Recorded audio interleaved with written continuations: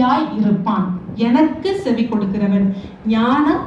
ஞானத்திற்கு இது நம்ம முதல்ல இருந்து வாசிச்சோம், நீதிமொழிகள் வாசிச்சோம் அப்படின்னாலே wisdom is speaking to us. ஞானம் நம்மிடத்தில் பேசுகிறது. எனக்கு நீ செவி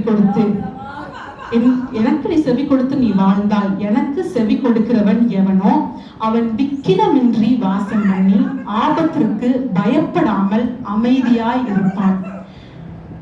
தேவனுடைய ஞானத்துல நடத்தப்படுகிற ஒரு மனுஷனுடைய வாழ்க்கையில பதட்டம் காணப்படாது.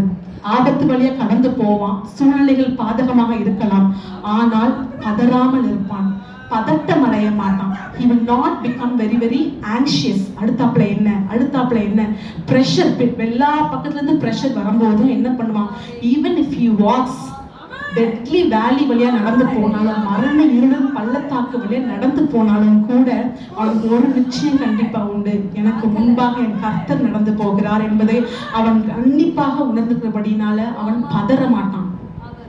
ஒரு வயது முதிர்ந்த ஒரு விவசாயி வாழ்ந்து வந்தார். ரொம்ப கஷ்டப்பட்ட ஒருவர் வாழ்ந்து வந்தார். அவருக்கு ஒரு வெள்ளை குதிரை அவர் வச்சிருந்தாராமா. அந்த வெள்ளை குதிரை ரொம்ப அழகான ஒரு குதிரை.